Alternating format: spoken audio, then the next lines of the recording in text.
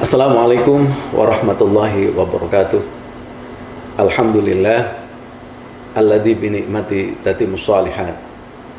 Asyhadu an la ilaha illallah wahdahu la syarikalah wa asyhadu anna Muhammadan abduhu wa rasuluh. Allahumma shalli wa sallim wa zid wa barik wa an'im ala nabiyyina Muhammadin sallallahu alaihi wasallam. Qala Allah Ta'ala: Ya ayyuhalladzina amanu kutiba alaikumus syiyam kama kutiba alal ladzina min qablikum la'allakum tattaqun. Qala aidan syahrul ramadhan alladzi unzila fihi al-Qur'an hudan lin-nasi wa bayyinatin minal huda wal furqan. Qala Nabi sallallahu alaihi wasallam man shoma ramadhana imanan wa ihtisaban ghufira lahu ma taqaddama min dhanbihi. Sadaqallahul azim wa sadaqa rasulun nabiyil karim wa nahnu ala dzalika minasyahidin wasyakirin walhamdulillahi rabbil alamin. Alhamdulillah, segala puji kita panjatkan kehadirat Allah Subhanahu wa taala yang telah memberikan kita limpahan rahmat, nikmat, kasih sayang yang luar biasa. Terlebih kita sekalian bisa berjumpa dalam bulan Ramadan, bulan terbaik di antara 12 bulan. Syahrul Ramadan, Syahrul Mubarak, bulan yang penuh keberkahan, bulan yang penuh keutamaan. Tidak semua orang bisa berjumpa dengan Ramadan.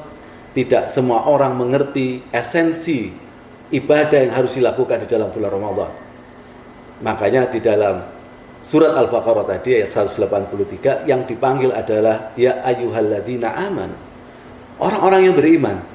Orang-orang yang beriman itu dia mengerti dan ingin menjalani ibadah yang diperintahkan Allah Subhanahu wa taala, yaitu ibadah berpuasa, dan itu dilakukan di dalam sebuah bulan yang namanya Ramadan. Teman-teman sekalian, kita tahu bahwa bulan Ramadan sebuah grand design yang diberikan Allah Subhanahu wa taala untuk melatih diri kita sekalian untuk menjadi pribadi yang lebih baik. Tidak ada sebuah pelatihan yang bisa diberikan oleh Sang Khalik Allah Subhanahu wa taala, pencipta kita, pencipta dunia seisinya, pencipta seluruh jagat raya, baik alam dunia maupun alam akhirat. Dan Allah memberikan sebuah berkah untuk kita, yaitu namanya bulan Ramadan. Sebuah grand design pelatihan yang untuk menjadikan diri kita jauh lebih baik.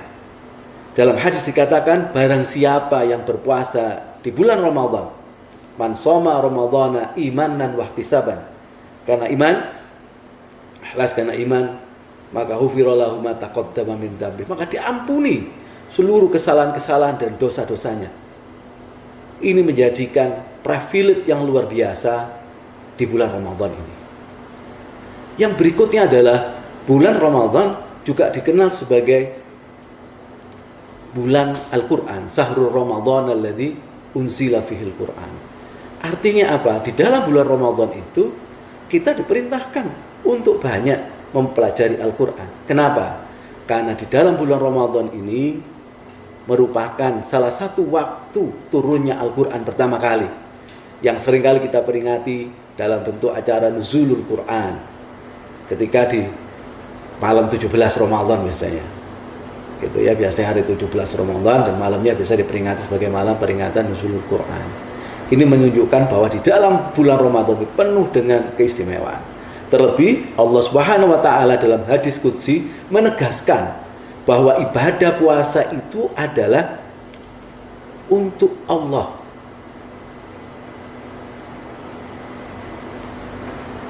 Dan Allah yang akan memberikan apresiasinya, memberikan rewardnya. Tidak ada ibadah lain yang kemudian seperti puasa. Ibadah yang lain memiliki indikator sendiri.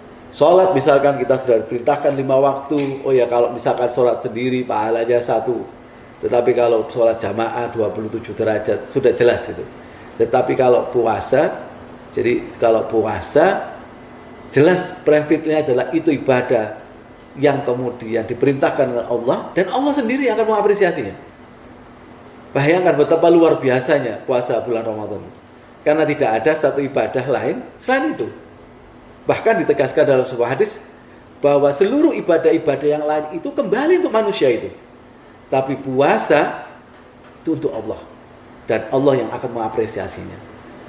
Dari situ, teman-teman sekalian yang saya hormati dan semoga dimuliakan Allah Subhanahu wa taala, kalau kemudian kita tidak mengisinya bulan Ramadan ini dan hanya sekedar biasa-biasa saja, tentu sayang sekali. Orang tidak mengisi, orang tidak mengerti, biasanya karena kemampuan ilmu pengetahuannya terbatas, kemampuan ilmu pengetahuan agamanya terbatas. Kalau kita melakukan training, maka kita harus mengikuti menu konten dari training itu, yang kita biasanya harus taat sesuai dengan standar operating prosedur. Demikian juga dalam konteks puasa. Puasa ini dilakukan untuk menggembleng mentalitas diri, untuk menggembleng kesabaran, untuk menggembleng daya tahan nafsu kita. Makanya orang berpuasa tidak cukup sekedar menahan rasa lapar dan dahaga. Bahkan orang tidak boleh melakukan hal-hal yang buruk. Orang yang sebelumnya halal suami istri, melakukan hubungan suami istri tidak boleh pada waktu berpuasa, walaupun halal. Dia hubungannya sebagai suami istri, tetapi dalam puasa tidak boleh. Bahkan diancam sanksi yang cukup berat, harus berpuasa 2 bulan berturut-turut. Kalau suami istri yang kemudian melakukan hubungan suami istri di saat berpuasa. Ini kan menunjukkan betapa istimewanya puasa. Yang lainnya adalah kita tidak boleh kemudian melakukan hal-hal yang sifatnya adalah menahan diri. Misalkan kita harus membicarakan orang lain, membicarakan keburukan orang lain, rasan-rasan. Kita kemudian seperti biasanya tidak ada rem dan seterusnya, membicarakan fulan bin fulan seperti ini dan seperti itu. Hari ini kita disuruh belajar untuk menahan diri, agar kemudian kita menjaga lisan kita, agar lisan kita hanya melakukan suatu hal yang baik. Perbanyak istighfar, perbanyak zikir, perbanyak baca Al-Quran, yang tentu amaliyahnya luar biasa.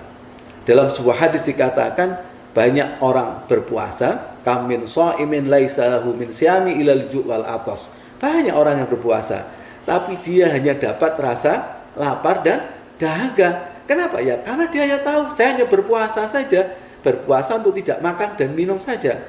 Kemudian kewajiban ibadah 5 waktunya tidak dijaga. Kemudian sunnah-sunnah yang dianjurkan, misalkan menjalankan sholat tarawih, sholat witir, bahkan tadarus Al-Quran tidak dilakukan, maka tentu esensinya menjadi kurang. Maka tentu itu menjadi kriteria atau karakter orang yang kemudian dianggap hanya menahan rasa lapar dan dahaga saja. Maka ketika dia sahur, dia makan sebanyak mungkin, dia tidak tahu bahwa esensi sahur adalah secukupnya. Karena Allah Subhanahu wa taala dalam sebuah hadis yang dikatakan oleh Rasulullah mengatakan bahwa betapa mulianya waktu sahur itu. Bahkan ada waktu-waktu yang mustajabah saat kita mengucapkan doa kepada Allah Subhanahu wa taala. Teman-teman sekalian yang mudah-mudahan dimuliakan Allah Subhanahu wa taala, rangkaian puasa ini lumrahnya dilakukan dalam waktu 30 hari, dan 30 hari itu dibagi dalam 3 waktu. 10 hari pertama dikategorikan sebagai rahmat. Jadi Allah memberikan rahmat pada 10 hari pertama bulan Ramadan. Bulan yang kedua adalah bulan, artinya dalam 10 hari kedua adalah 10 hari pengampunan, ghafur. Dan kemudian di 10 hari ketiga adalah itqum minan nar, artinya dijauh dari api neraka. Karena di 10 hari yang terakhir ada sebuah malam yang dikatakan malam Lailatul Qadar, malam yang lebih baik daripada 1000 bulan. Maka biasanya kita dianjurkan untuk berdoa, Allahumma balikna fi Lailatul Qadar. Jadi bermohon kepada Allah untuk bertemu dengan Lailatul Qadar. Gitu, karena kita tidak pernah tahu malam Lailatul Qadar itu siapa yang akan mendapatkan malam yang lebih baik dari 1000 bulan. Artinya kalau kita kurskan kurang lebih sekitar 80 tahun lebih nilai ibadahnya, yang kemudian itu memastikan itqum minan nar. Artinya apa? Orang kemudian mendapatkan pengampunan dan keluar dari bulan Ramadan menjadi orang yang bersih, bersih, seperti dikategorikan seperti bayi yang tidak punya dosa. Tentu ini menjadi harapan kita semua, teman-teman. Semoga kita bisa mengisi bulan Ramadan kita ini dengan lebih baik, dengan ibadah-ibadah yang lebih baik, dengan amalia yang lebih baik, yang notabene Allah sudah menjanjikan betapa luar biasa bulan Ramadan untuk menjadikan diri kita lebih baik. Syaratnya satu, ya memang kita harus memaksa diri. Kita memaksa diri untuk diri kita mau beribadah dengan baik. Memaksa diri untuk mencegah lisan kita untuk tidak berkata yang tidak baik. Mencegah diri untuk tidak melakukan hal-hal yang tidak baik. Jadi memang esensinya adalah kita memaksa. Melatih itu adalah memaksa. Dengan itu nanti kita bisa memanen sebuah hasil yang luar biasa. Dan insya Allah menjadikan kita sebagai muslim yang lebih baik. Dan mendapatkan anugerah Lailatul Qadar. Yang itu akan menjadikan kita menjadi muslim yang penuh dengan keberuntungan, yang itu sangat dirindukan oleh seluruh umat muslim di dunia ini untuk mendapatkan anugerah Lailatul Qadar dari Allah Subhanahu wa taala. Oleh karena itu, mari kita senantiasa kemanfaatkan, ini sudah hari ke-12, berarti kita sudah mau mendekati hampir separuh gitu ya. Nanti sudah 3 hari lagi sudah hampir separuh. Mari kita optimalkan ibadah kita. Bukan berarti ibadah meninggalkan kewajiban kita bekerja dan seterusnya, tidak. Tetapi kita juga memperbaiki kualitas bekerja kita dengan mengisinya dengan berbagai macam hal yang positif, berbagai macam hal yang senantiasa itu menjadikan diri kita mengingat Allah itu lebih baik. Kalau tahun lalu kita belum bisa khatam Al-Quran, ya mari kita berupaya untuk kita bisa khatam Al-Quran. Kalau hari ini kita masih belum bisa baca Al-Quran, ayo belajar baca Al-Quran. Jangan sampai kemudian kita tidak mendapatkan apa-apa. Jangan lupa orang yang kemudian ingin baik adalah ketika hari ini lebih baik dari hari kemarin. Dan hari besok jauh lebih baik daripada hari ini. Maka itu harus kita lakukan dan menjadi target buat kita. Teman-teman sekalian, jangan lupa Al-Quran itu memiliki keutamaan yang luar biasa. Menjadi petunjuk kita, menjadi mukjizat yang diberikan Rasulullah Muhammad SAW, yang benda-benda di dunia ini, gunung pun tidak sanggup menerima amanah Al-Quran.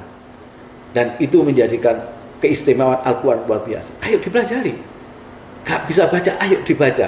Setelah bisa baca, ya dipelajari, ditadaburi. Habis itu diimplementasikan nilai-nilainya. Karena itu akan menjadi pegangan kita, menjadi petunjuk kita, menjadi pedoman kita untuk menjalani kehidupan di dunia ini sampai nanti di akhirat. Bacaan-bacaan Al-Quran kita nantinya akan menjadi penyelamat, pelindung kita di mana itu? Nanti kita di alam barzah. Nanti ketika kemudian tidak ada satupun orang yang menemani kita, tidak lain hafalan Quran kita, bacaan Al-Quran kita menjadi pelindung kita dari siksa di alam kubur. Maka tidak lain tidak bukan, ayo senantiasa kita memaksa diri, mengajak diri kita untuk menjadi lebih baik. Sekali lagi, kalau kemudian tahun lalu belum khatam, maka tahun ini targetnya khatam. Gitu ya. Kalau kemudian hari ini belum bisa baca Al-Quran, maka ayo belajar. Jangan pernah ragu untuk belajar, jangan pernah ragu untuk mengisi bulan Ramadan dengan segala kebaikan yang kemudian bisa kita lakukan.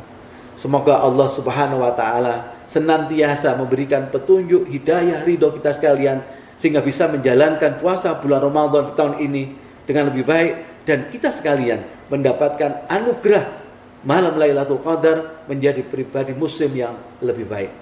Semoga apa yang saya sampaikan menjadi ikhtibar buat saya dan kita sekalian, dan menjadi penyemangat agar kita bisa mengisi sisa Ramadan ini menjadi lebih baik. Saya akhiri doa kafaratul majlis. Subhanakallahumma bihamdika asyhadu an la ilaha illa anta astaghfiruka wa atubu ilaik. Assalamualaikum warahmatullahi wabarakatuh.